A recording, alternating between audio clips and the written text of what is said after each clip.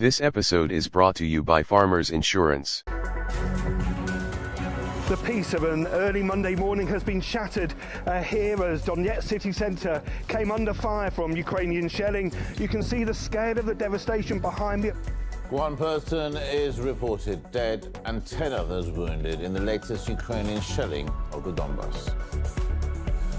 Military forces that toppled the government in Niger say that the former colonial power France is planning an attack to free the detained president and reinstate him. Militant groups in a Palestinian refugee camp in Lebanon reportedly reached a ceasefire agreement after 2 days of violent clashes left 6 people dead.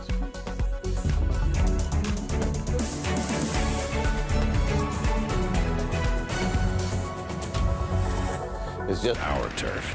Echo. Power on and on. For 25 years, Consumer Cellular's goal has been to provide wireless service that helps people communicate and connect. We offer a variety of no-contract plans, and our U.S.-based customer service team can help find one that fits you.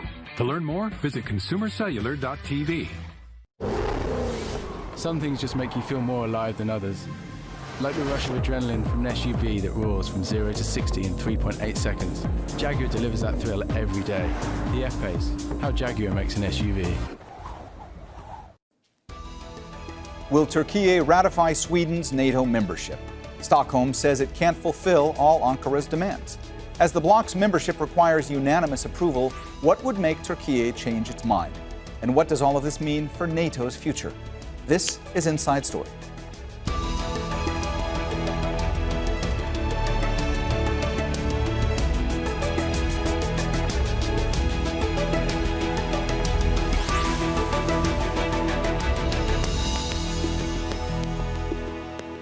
Hello and welcome to the program. I'm Mohammed Jamjoum.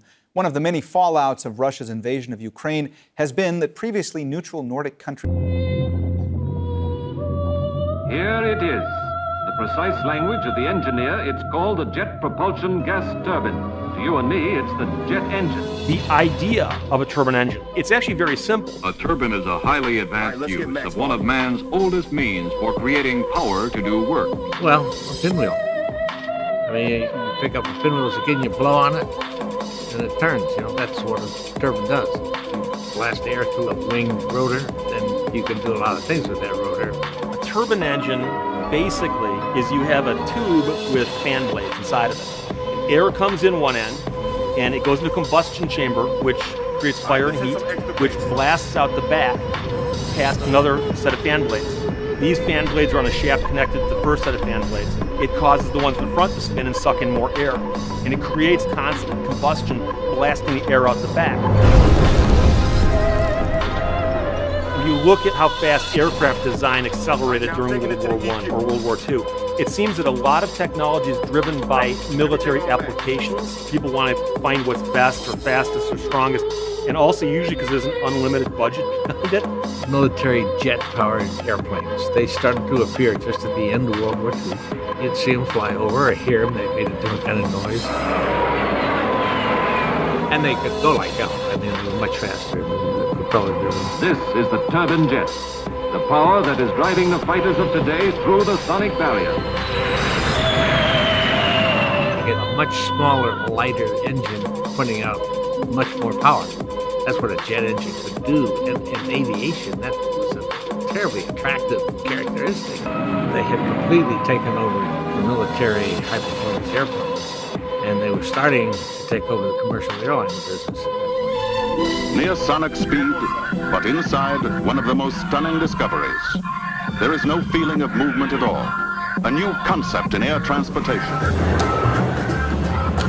Chrysler's turbine development really started in late 1930s, picked up a lot during World War II with the development of a turboprop engine. It was a Navy contract. The A-86 was the gas turbine aircraft program. The engine was successful, but by then the war had ended.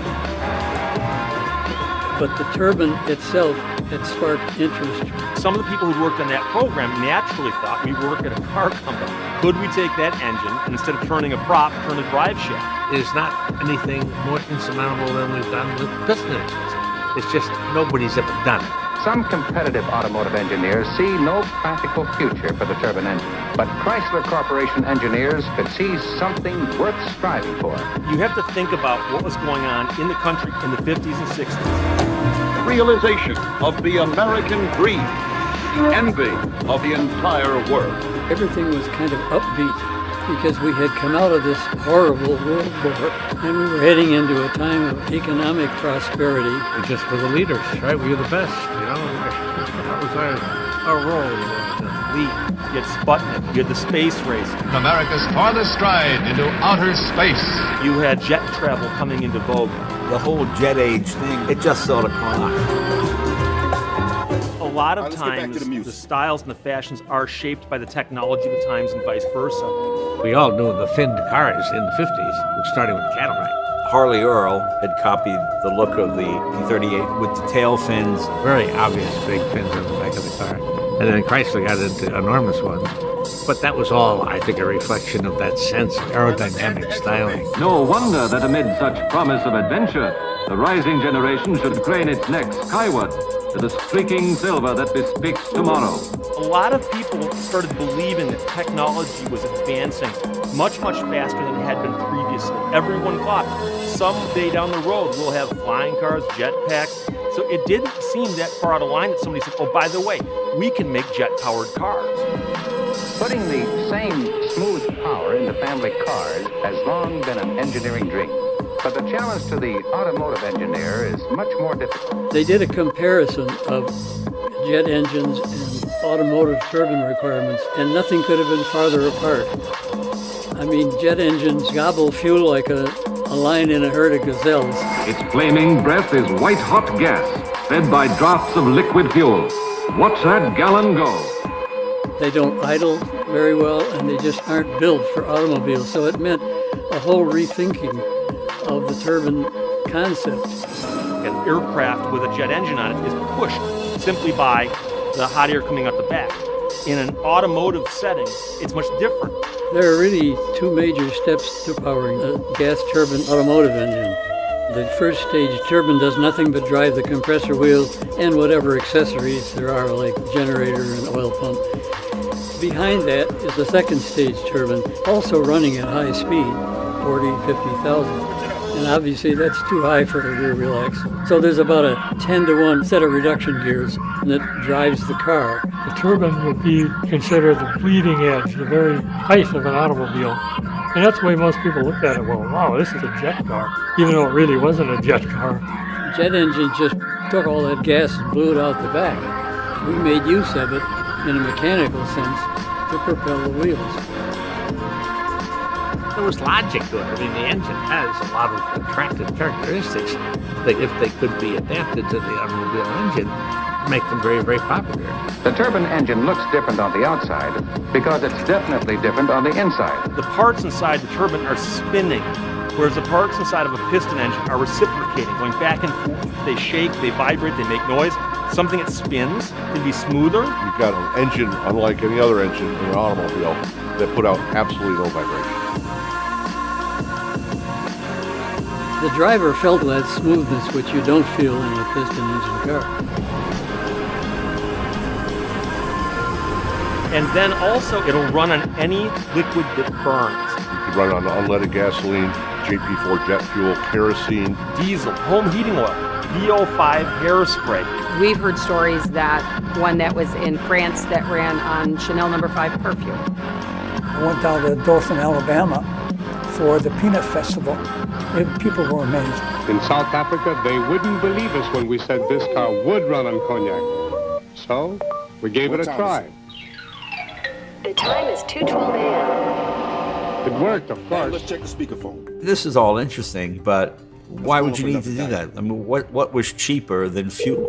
When the car came out, in many places, fuel was 19 cents a gallon. The multi-fuel aspect of it was later something. People said, oh my gosh, we could have cashed in on that. But people weren't thinking about the cost of gasoline just yet. The world's most exciting car, which will run on any fuel. Now, other car companies toyed with the technology, and turbines weren't invented by Chrysler. Actually, the English did it first. Rover had a gas turbine. The first car in the world to be powered by a gas turbine engine. On these test runs, a speed of 90 miles an hour was easily attained. It not only reduces squeaks and rattles, but houses ductwork for engine air and a pair of carefully styled work lights. The engine compartment, well laid out for service, is done up in ultra-high-tech fashion with a finely sculptured magnesium air cleaner and a pair of finned valve covers. It started with Mr. Chrysler. He was the one that really stressed that we should be bringing out innovations yearly. Several of the inventions that are common in automobiles were started at Chrysler because they would go along with the weird idea. You know, we're the company that brought out power steering, cruise control, downdraft carburetors. To really give these engineers free rein to really develop and innovate something was pretty remarkable in Detroit at the time. Everything that is done in this town between companies is on a competitive basis, especially in the 1950s and 1960s. The other manufacturers all had turbine programs. General Motors did a couple, Ford did a couple. When it came to the turbine engines, there was definitely one-upmanship going on. Big Red is an experimental gas turbine-powered super truck for the 1970s. We kept very close track of whatever was published of our competitors' activities, and some of the stuff they did was pretty darn good. There was a gas turbine fraternity. We all kind of got together whenever the opportunity presented itself, and although we were careful not to divulge anything that was secret, we still did a lot of talking, a little bit of beer drinking. A milestone in automotive engineering is marked by the completion of General Motors' Firebird the Second. General Motors had the Firebirds, which looked like a land-based jet. There's no way they're going to build this. This is really just a fantasy thing. Hey, you want some ice cream or a cool drink? Orange juice, please. Me too. Beautiful, incredible vehicles, but they weren't intended to go production.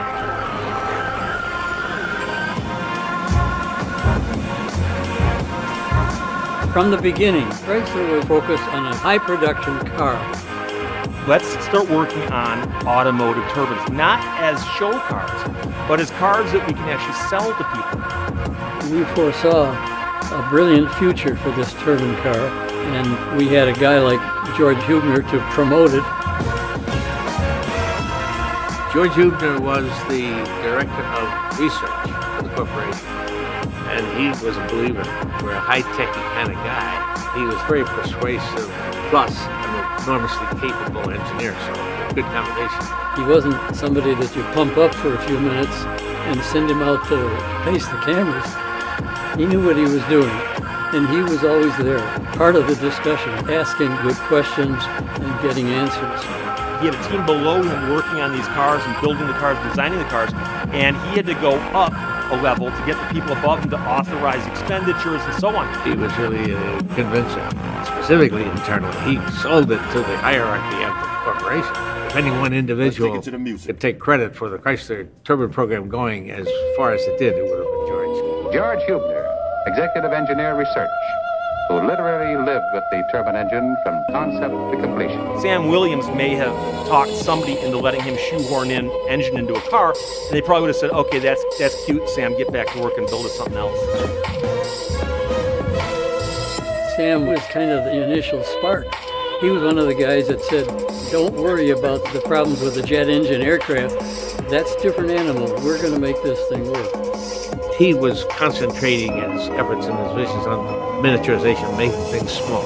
It's a machine like anything else. You just downsize it, break out the slide rules and start doing math and make it smaller. What's remarkable about it is that Dr. Williams is blind. So all of the stuff he was doing in his head, he couldn't see. He had to imagine. We had people like Williams and Chapman and several others that were unbelievably good engineers. They really started with a blank sheet of paper. Our objective was to make an engine that was so efficient, so inexpensive, and so clean that everybody would want one. Of course, that's everybody's ambition. The challenge was really the materials used in the engine and the costs that go along with those. The fan blades, what those are made out of, becomes a big issue. Metals that you don't hear people talking about in the automotive world. Things like Inconel or titanium. But exotic metals are expensive. Through Chrysler metallurgical research, new materials were developed which contain plentiful and relatively inexpensive elements that could be made by conventional methods and still have excellent resistance to heat and oxidation, even at extreme temperatures. They developed an alloy not good enough for aircraft, but fine for automotive use. It was still expensive. Those are the kinds of things that made the program difficult but fascinating. Stuff we had never even thought of before. New problems to be solved, and it occupied us 100%. What can we do to either make it more powerful, more efficient? And one of the things that Chrysler came up with very early on is the concept of a regenerator. A regenerator recycles the heat, which is more efficient because you're saving energy. As the exhaust goes out of the car, it goes through one side of the regenerator. And as the regenerator rotates around, the intake air goes through the regenerator and picks up the heat that was just put in the regenerator at the backside. And so it's recycling the heat from the exhaust. So that does two things. It increases the intake temperature and it lowers the exhaust temperature. Every bit of heat that you could recover with the regenerator was fuel that you didn't have to put into the combustion chamber. They absolutely had to have some kind of a device like that to keep all the heat just blowing out the exhaust. The big fear that everybody had was the exhaust. That, oh, don't stand behind it. I mean, there were stories that if you drove it on the grass, it set the lawn on fire. I can't tell you how many people would say that melt the car behind them. No. In fact, the exhaust was a little cooler than your regular exhaust out of the piston engine. The regenerator was the major step forward between a jet engine and an automotive engine. The other major problem, initially at least, was noise. A jet is really noisy. When they start it up, stand back. Its deep-throated voice will climb to the shrieking of 1,000 fiends. Some of the first turbine cars, they'd blow your ears off. We spent a lot of effort working on reducing that noise by different designs of turbine wheel blades and ducting and so forth. They got it down to a tolerable level. It went along relatively quickly from World War II. 9 years later, they actually had a running turbine in the 1954 Plymouth. The first American-built gas turbine engine in a production line automobile. For the first time, they demonstrated the turbine in front of the media. And their minds were blown. They had no idea really what it sounded like, what it was. It was loud and a little sluggish. It was a kick. The first cars were nowhere near a production car, that's for damn sure. But the engines were put in a production car and were driven down the street, so that's the first step. We did put it in a couple show cars. However, the idea was, can we make this practical for the public roads? So let's put it in a 54 Plymouth and a 56 Plymouth. Put them in real-world vehicles and give people a sense of what we're trying to do. They didn't say, hey, let's take them to car shows and show them off. They drove them cross-country.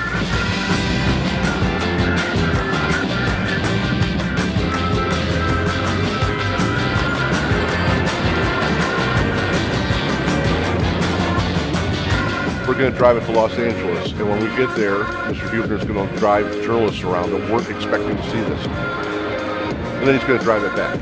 Those were PR projects, just to get everybody aware of it, even the hierarchy of the corporation. They would stop everywhere and have press conferences and show the cars off. George Huebner discovered the reporters would show up in droves. He knew how to go around his bosses. He went directly to the public. When we stopped for lunch in Springfield, Illinois, the owner called up all his friends and invited them over for a special show. All of a sudden, we're bringing out this vehicle that sounds like the future they expected. And that really piqued people's interest. The whole country was behind this idea that we're moving forward. And Chrysler was really at the forefront. The publicity got us the funds to keep working on this engine. We had money coming out of our ears for a while. A lot of people who got excited about the idea came to work there. When I worked on this program. Once the program really started gearing up, they were moved out to Dearborn, Michigan to the Greenfield plant. The Greenfield plant was just turbine team, that's the only people that worked there. We had a lot of confidence that this was going to be the car of the future. In the early 1960s, Mr. Huebner had a brilliant marketing idea. He had to go to them and say, look, guys, I want to run an experiment. I want to build a fleet of jet-powered cars and lend them to the public. The objective of this unusual program was to test consumer and market reaction to turbine power and obtain service data and driver experience with turbine cars under a wide variety of geographical conditions.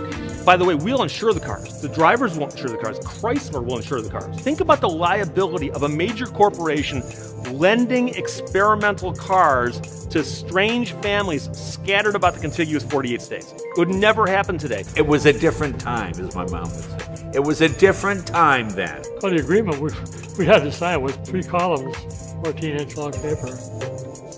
It's a single-page contract. They don't exist in the wild anymore. It basically said, I, the user, am going to take this car from Chrysler. Chrysler is insuring it, but I will do my best to take care of it. And if it breaks down, I'll do the following things. I'll put gas in it. I'll drive it. At the end of the program, I'll turn it back in. 1 page. The public is easy to sell to if it sounds good, you know. I mean, who wouldn't say, hell, I'd like to try a jet car. I mean, I would have done it back in the day. Oh, that sounds kind of cool. I would have loved to partake in that. We were out to sell an idea. We wanted to show them what Chrysler engineering can do.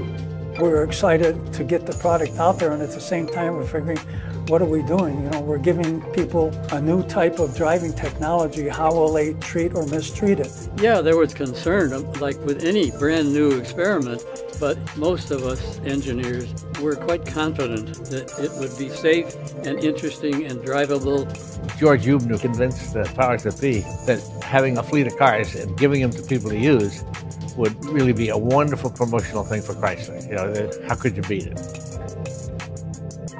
Chrysler said, well, if we do this, we want people to recognize the cars. Ghia in Italy did all of their show car work. We had a relationship, and it was natural that Ghia would build the bodies. By the early 1960s, Elwood Engel came over from the Ford Motor Company as our lead designer. It was really his vision that became the 1963-64 turbine cars with our designers. My first impression was it's a damn good looking car, and I thought, perfect for what they're going to use them for. They picked a color, turbine bronze, that would stand out. It's not terribly loud, but it's distinctive. And so when you see that color on a car, it's a Chrysler turbine car. This is no typical dream car.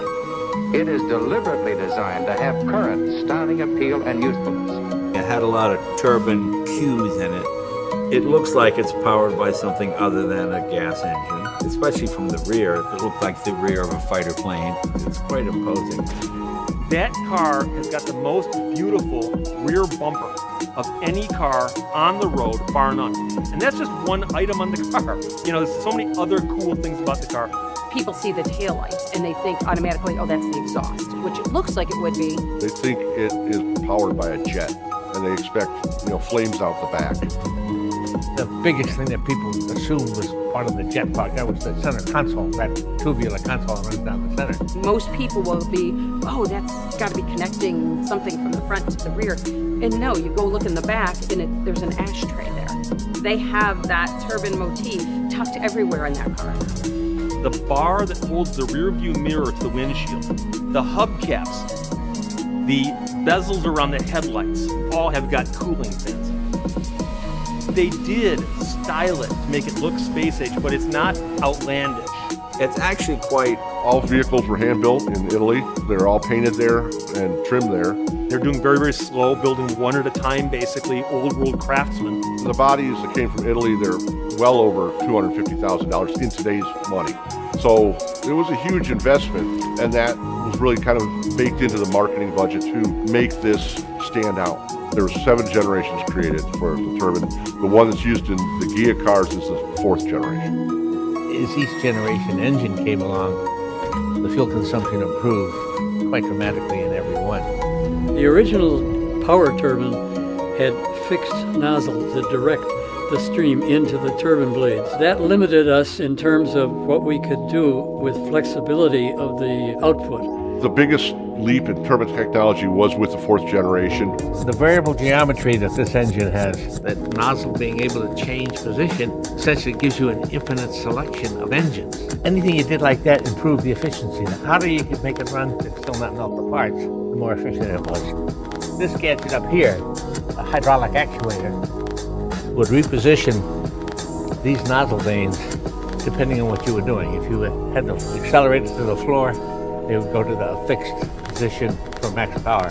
Take your foot all the way off the gas, they actually would reverse the flow and try to drive the power turbine the other direction and give you some engine braking. And every place in between there, depending on what speed you were going and trying to go, these nozzles would have a setting. That took quite a lot of work, but that gave us a big leg up on part load efficiency and versatility. Also, the other engines had a big single regenerator on the top. The fourth generation had dual regenerators on it. They put the regenerators on either side. That created a more efficient engine, had a lower height, so you could go in the lower engine compartment. As far as I know, this is definitely the biggest build of test vehicles ever. We got a body. There's nothing there but the body. They're all bolted down to a big, big box. They came in pretty good shape. The line wasn't that long. We only hit about 6 stations or so. We would test them in the Southfield Freeway, and we'd run them pretty fast. And then we'd turn it over to the service people. They'd drive it away. They built 55 of the Ghia turbines. The first ones that came over were the ones that ended up in the lab rats. One was bronze without a vinyl roof. One of them was white with a white interior with bronze inserts. There were actually only 47 that were being let out to use it, because George Hubner had one that was his personal car, and 2 cars were assigned to the New York World's Fair. You could get tickets like a ride in an amusement park. Stand in line and get a ride in the turbine car, and you do a couple laps around this track. They gave like 14,000 rides over 2 years, and people I've heard have traveled hundreds of miles just to get to see those cars. April 17th, 1964. I made my dad take me to that, you know. We went and they had the turbine car driving around in a pit. My father's going, for God's sake, what the hell? How long are we going to look at this car? It's going in circles. The hell, can we walk around? No, Papa, I want to watch. What the hell are you watching? It's a car going in circles. My father just furious. He just thought that was like the craziest thing he'd ever seen. But it was just so different. I mean, the hit show was The Jetsons, which was about the future. Meet George Jetson. And here was a car, like the Jetson car. And when you're 12 or 13 years old, oh my God, that's like the coolest thing in the world. When you're driving this vehicle, a couple things will pop out to you. One is that the engine temperature is about 1,400 degrees. There's a temperature gauge up here which goes up to 2,000 degrees. You get up that high, you burned up the engine. It's got a really unique instrument cluster. If you look at the tachometer, and it redlines at 60,000 RPM. Ignition switch is here. This is the gear shift selector, and you push it down to put it in park. It has to be there for the engine to crank.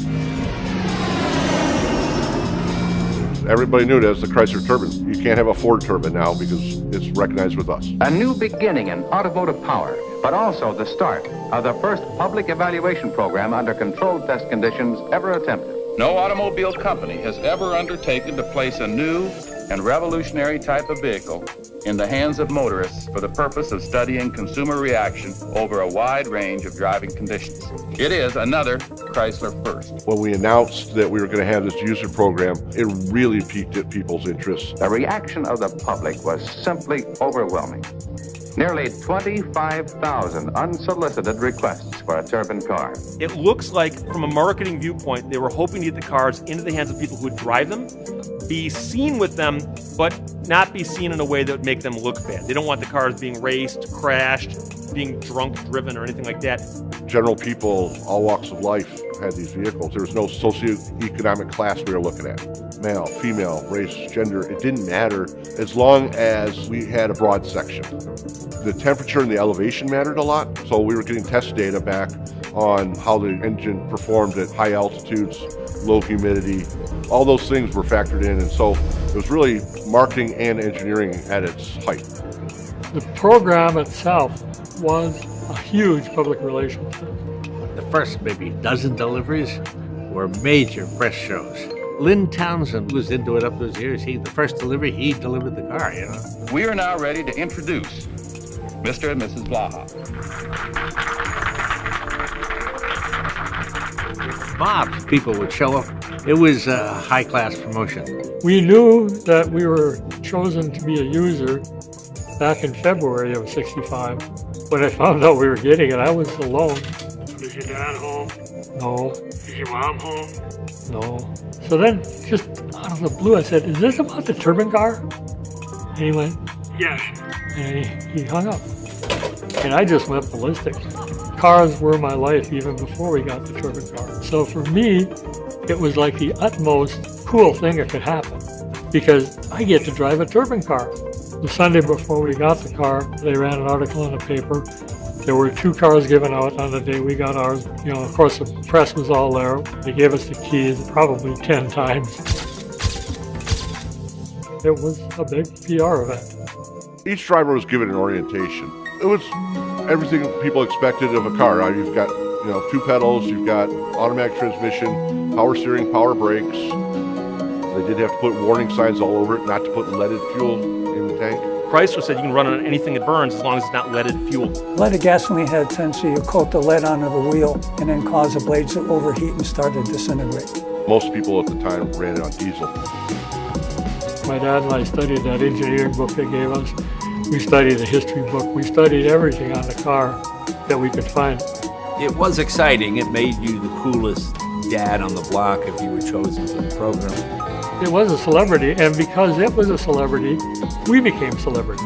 This is the fabulous Chrysler turbine car, and this is Mr. Alden Olson of the city of Duluth, who has the use of this car for a 3-month period. You've got about a month left, Mr. Olson. What kind of luck have you had with the car? Very good luck. I've enjoyed it very much. Fabulous car. It was nothing like anybody's ever seen on the public roads before. Here's somebody driving, they must be special. The excitement was just phenomenal. In fact, they gave every employee the use of the vehicle for a week. And I drove it in my neighborhood. Everybody went crazy. I spoke to people who told me they were hiding the car because they wanted to have some alone time. Everywhere it went, it caused a commotion. They got it right with us, I think. We were users that were good PR for Chrysler. And the car performed out in the mountain area. How did it perform out there? Just like you haven't got just like stepping on nothing. It really takes off and goes there. The hills didn't bother it one bit. By the way, they tell these families, oh, anybody in your family's licensed can drive it. So if you send it to a guy, his wife can drive it. His 16-year-old kid can drive it. Most of the time we traveled, I'd drive half of the way and he'd drive half of the way. So I figured between 4,000 and 5,000 miles on our car. To have had that car for a couple months when you're a kid, just got your driver's license, some other kid's got a Corvette, you've got a turbine car.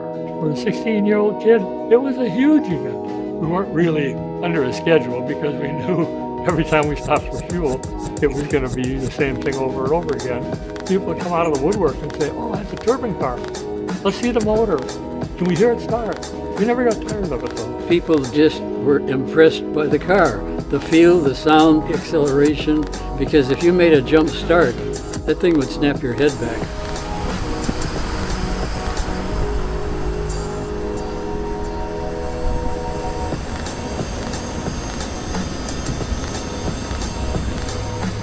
Through the action of the variable nozzles, the driver is assured the same control he can get in the best conventional passenger cars.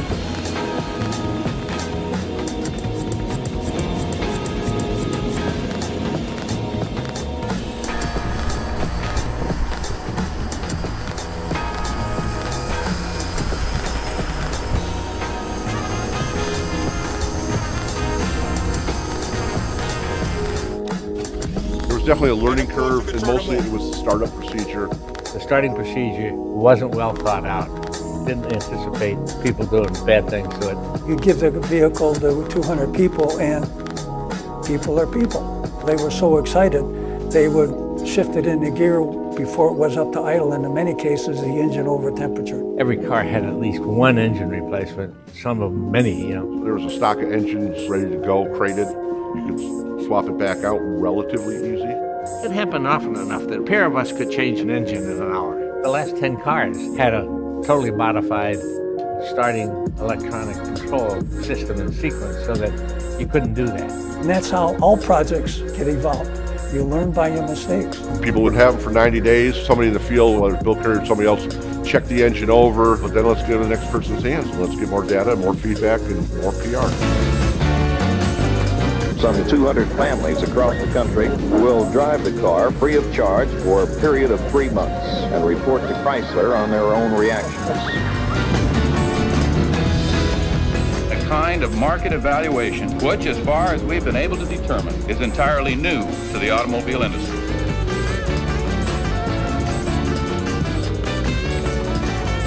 One thing is certain, with a 2-year public test program off and running, the Chrysler Corporation turbine car will be in the public press and in the public mind almost continuously.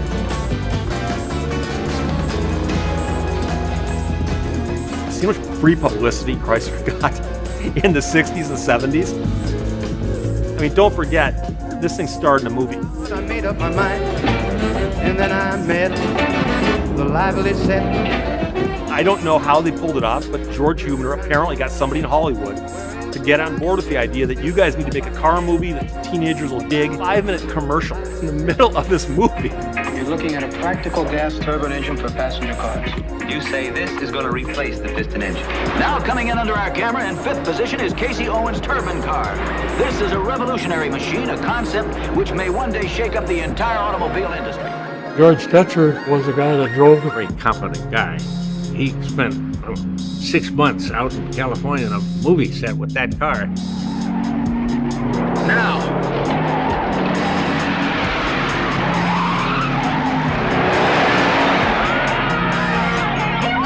Casey, the turbine engine will be the coming thing as the result of your big win today. I sure hope so.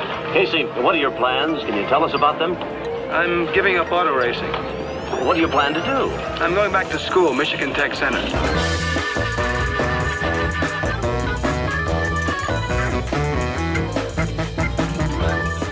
The other thing that Chrysler did was they took these cars on college tours at Michigan Tech or at Harvard, and they'd show off the turbine car to try to get students to say, hey, look, you want a high-tech job as an engineer? Come work for Chrysler. Look what we're doing.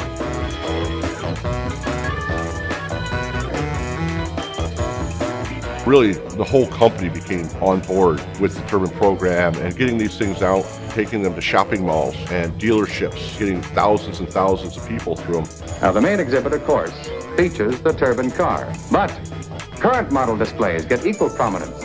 It was a halo car. People went to the Chrysler dealership to see the turbine car, and they bought the Dodge Coronet, or they bought the Chrysler, or the Valiant, or the Imperial, whatever it might be.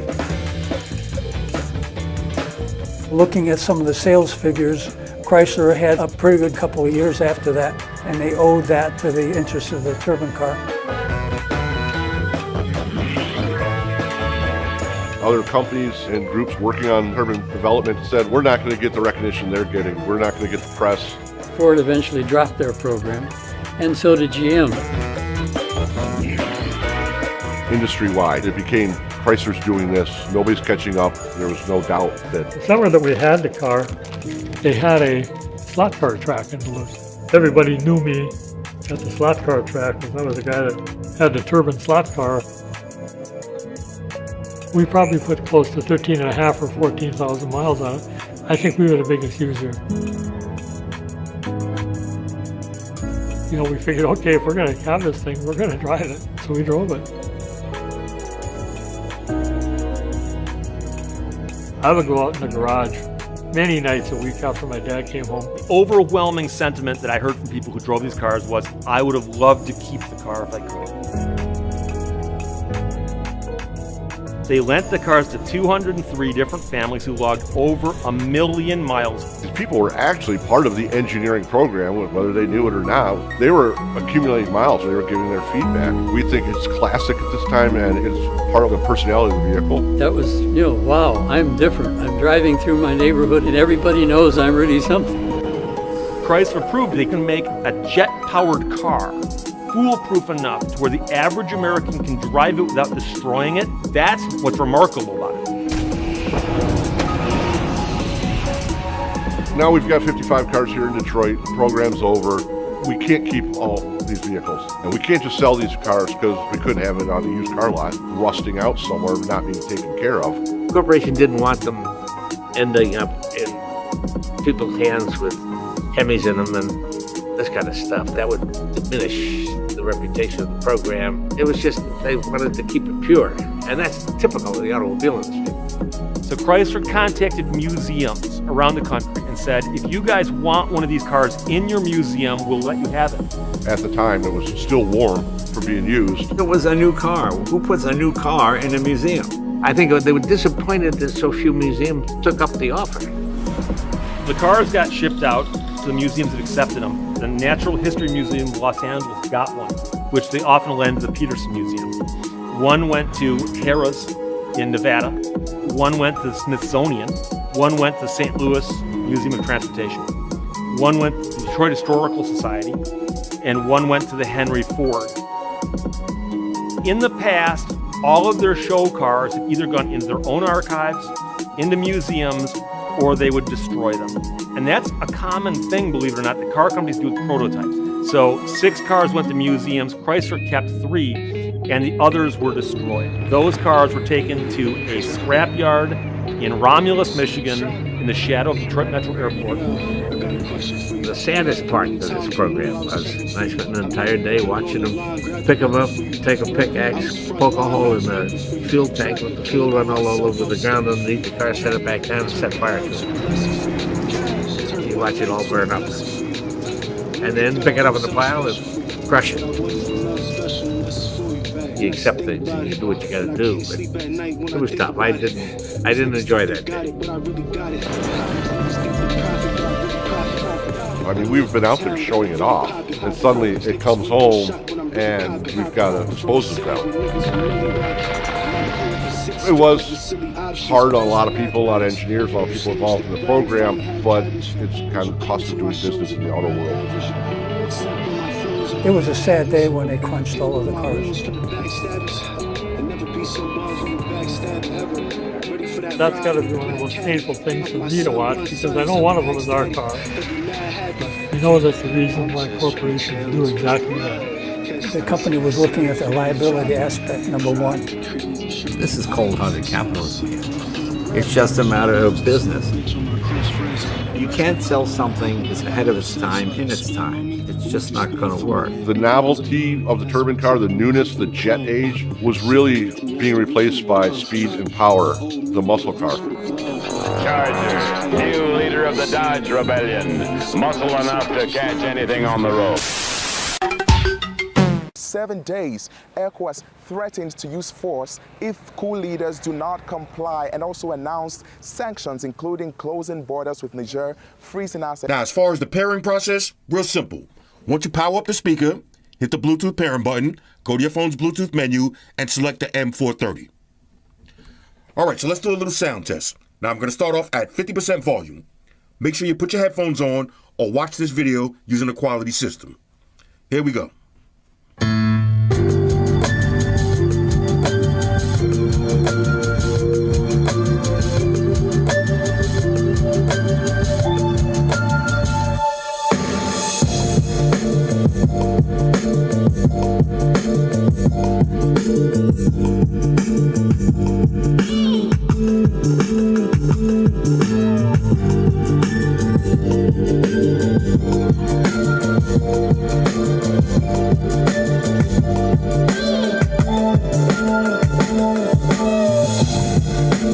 Okay, now let's go to maximum volume.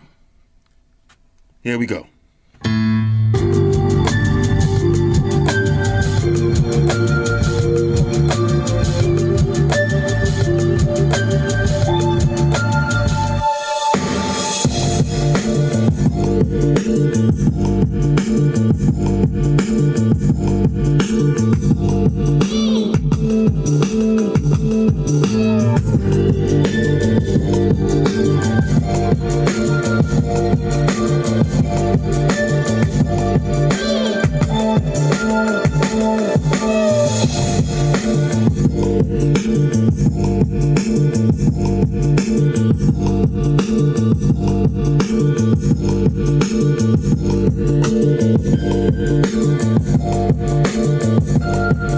All right, so now let's try a different song. And there's one more thing that I want to mention. Just like with the R830, the M430 has zero distortion.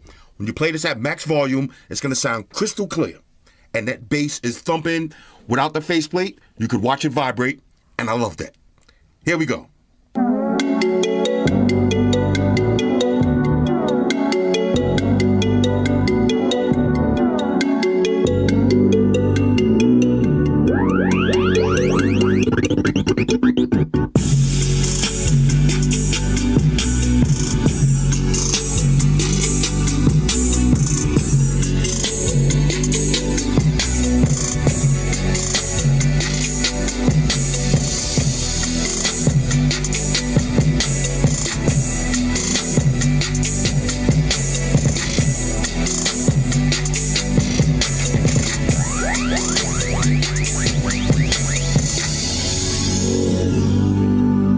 I love watching the speakers move like that. Watch the vibrations when that bass kicks in.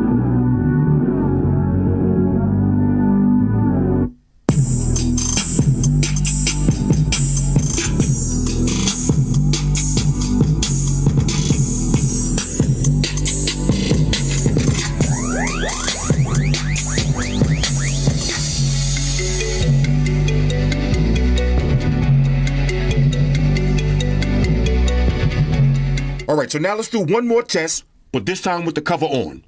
Now, on a side note, the cover is made out of fabric, but if you flip it around, it has holes in the back, so it's not going to interfere with your sound. Now, of course, I got the official Floor Cicada sound test by my homeboy Mark Rebier. Here we go. Yo, sound test, time for sound test. Everybody shut your mouth, time for sound test. Time to test that quality of sound test. How's it sound, Floss? How's it sound, Floss? How's it sound now? How's it sound now? Does it sound big? Does it sound loud? How's the bass, baby? How's the treble on it? How's it sound now? How's it sound now? That's a sound test. That's a motherfucking sound test. Sound test. That's a sound test, baby. That's a sound test. That's a motherfucking sound test. How's the sound on that shit? God damn it, holla.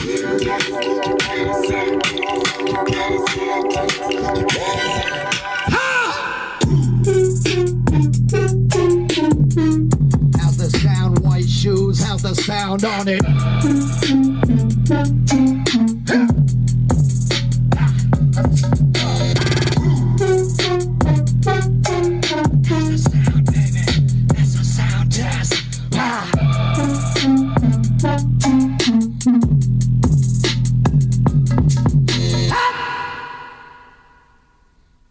Ladies and gentlemen, Mark Rebier. All right, so let's check the buttons real quick. Now you got play and pause. Okay, volume up and down. Skip to the next song. Go back to the previous track. There's your Bluetooth pairing. Your Bluetooth and auxiliary switch. And of course, if you want to check your battery, press the button. And you got 4 LED indicators. Okay, so all of the buttons work. All right, so now let's check the power bank feature. I'm going to plug in a USB Type-C cable. Let's grab a phone. And bang, there it is. Charging right up. All right. This is the Art of Fighting for Neo Geo CD. This happens to be the limited edition box set, proudly featuring Robert Garcia on the front. And let's open this thing up. Obviously, this particular one has seen some wear and tear. This was donated by Matthew in Brick, New Jersey. So a giant thank you to Matthew for this generous donation, which is a really nice special edition box set. And I like this thing. Very colorful. I'll take a look at this momentarily, but let's first investigate the actual CD and insert for the Art of Fighting on Neo Geo CD. Full color disc and an attractive one. Not bad. Here's the instruction manual, which gives you a bit of information if you can read any of it, which I can't. But it's still pretty cool. I like the I like the effect they have here of the guys and all their frames of animation. Those images are repeated here on the back of the CD insert in full color.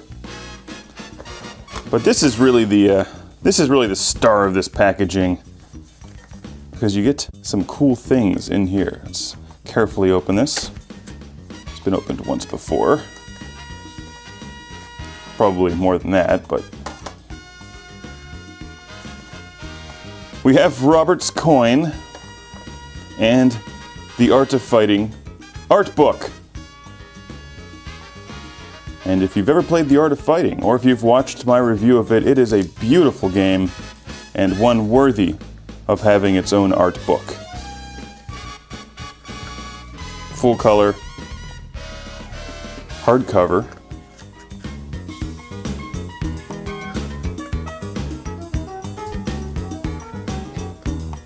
And most importantly, it's stylish and awesome. Art of Fighting fan, unless you have stickers of The Art of Fighting all over your Trapper Keeper, like I do.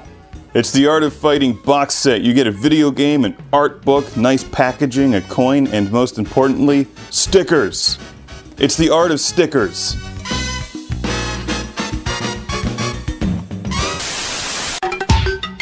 Recognize the admission of Finland and Sweden to NATO, because we all know that, looking from an historical perspective, NATO members have brought their national issues to the...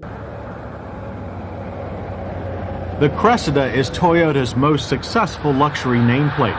It debuted in 1979 and has spent the last 10 years quietly building a loyal following of drivers who wouldn't buy anything else. The reason for the Cressida's low profile may lie in its styling. While the European cars that it emulates have their own distinctive aerodynamic signatures, the Cressida has retained a dignified but unexciting look that fails to distinguish it from other large sedans. Even this year's larger, more aerodynamic car doesn't exactly leap out of the luxury car pack. Even for those who favor function over form, the $21,498 Cressida could be much more appealing than a more expensive Mercedes. Even with full options, our test car came in at $23,143. But the Cressida's true character lies under its skin. This year it starts with a new 3-liter 24-valve inline 6-cylinder engine. This slightly detuned power plant, transplanted from the Supra Sports Coupe, is still capable of an impressive 190 horsepower. This allows the heavy rear-drive Cressida to sprint from 0 to 60 in only 8.8 seconds. The quarter mile ends in 16.7 seconds at a terminal speed of 84 miles per hour. Power delivery is smooth, with the most grunt concentrated in the engine's mid-range. This makes the Cressida slow off the line, but not for long. The 4-speed electronically controlled automatic gearbox is sluggish but smooth. Shift points can be set in either power or economy modes, though we found little difference between them. Suspension is by McPherson struts in the front and Supra-inspired double wishbones in the rear. This allows the Cressida a level of handling that we don't often find in large Japanese sedans. Heavy initial front plow gives way to a gradual rear-end drift, allowing you to easily point the car into hard corners. Steering is quick with plenty of feedback, though the car's slow reactions and substantial tire scrub leave it out of the hardcore sports sedan league. Emergency maneuvers are met with slowed down steering and a substantial increase in body roll. Grip, however, remains solid. The Cressida has power-assisted disc on all 4 wheels. Anti-lock brakes are optional. Our car's standard brakes brought the Cressida down from 60 miles per hour with a distance average of only 115 feet. Aero straight stops are the norm, even without ABS. The rear will lock if you lean on the pedal too hard, but excellent pedal feel makes this easy to avoid. The Cressida's interior reflects the Cressida's luxury car status. Room is plentiful, and the plush accommodations give it an almost living room-like ambience. But there are some contradictions here. The sweeping Supra-like dash looks more suited to a sports car than a Luxo boat. The gauges lean back to the luxury car side, however. There is a tachometer, but no oil pressure or voltage gauges. Plush bucket seats further the living room effect. The optional 7-way power driver's seat and standard telescoping steering wheel accommodate any size driver. Dash controls follow the bigger is better school of thought. Large, well-marked buttons and switches abound. The stereo has a satellite switch panel that keeps the most frequently used controls within easy driver reach. Some MotorWeek staffers thought it redundant, but it does keep your eyes closer to the road. An AM/FM cassette is standard with a compact disc player available as an option. The automatic climate controls also lean a bit to the gimmicky side with their slide-out panel of fan speed and vent switches. A more practical Dash feature is a slide-out cup holder to keep your coffee steady during that morning dash to the office. Rear seat room is expected in a big luxury car, but the Cressida doesn't deliver all ways. Head and shoulder room are good, but leg and foot room are tight. That's the price paid for retaining a rear drive layout. The same goes for the shallow trunk with its high liftover. Our compliments on a full-size spare, however. The EPA rates the Cressida at 19 city, 24 highway. Our mixed test loop returned 19 miles per gallon. Interior sound measured a low 66 decibels. On our safety check, the Cressida makes a clean sweep with front passive restraints, rear shoulder belts, and optional anti-lock brakes. It's the standard disc brakes, however, that lead our list of hits. That's followed by the Cressida's reasonable luxury car price, sophisticated interior design, excellent acceleration, and smooth, predictable handling. Misses are the bland styling, limited rear seat room, and small trunk, the latter two due to a bulky rear-wheel drivetrain. By comparison, the Cadillac sedan DeVille costs more. It offers more passenger and cargo space, but lacks the Cressida's sporty handling. The Audi 100 is also more expensive, but it offers better passenger and cargo space and beats the Cressida in handling. So despite the wonders of Japanese technology, U.S. and German luxury cars still have what it takes to hold their own. Yet it's to the Cressida's credit that it's survived for so long in such a competitive market segment. And that's without the benefit of a fancy image and splashy marketing campaign. This solid dependence on sensible design may keep the Cressida around for a long time to come. Maybe long after some other Japanese come-lately luxury cars have come and gone. And travel bans, but while the ECOWAS meeting held in Abuja, platform of the alliance whenever any particular topic came to the agenda. Let's to thank one of our sponsors, Farmers Insurance. It's all you. No, I insist. It's your turn. Nope, I think it's your turn. I appreciate you so much. Thank you so much. Go. I appreciate your appreciation. It fills me. Safe drivers save money with Farmers. Just for driving safely? It's a Farmers policy perk. Get Farmers and you can get a safe driver discount simply for having a clean driving record for 3 years. Come on. After you. After you. Safety first. Get a whole lot of something with Farmers policy perks. We are farmers. Bum, bum, bum, bum, bum, bum.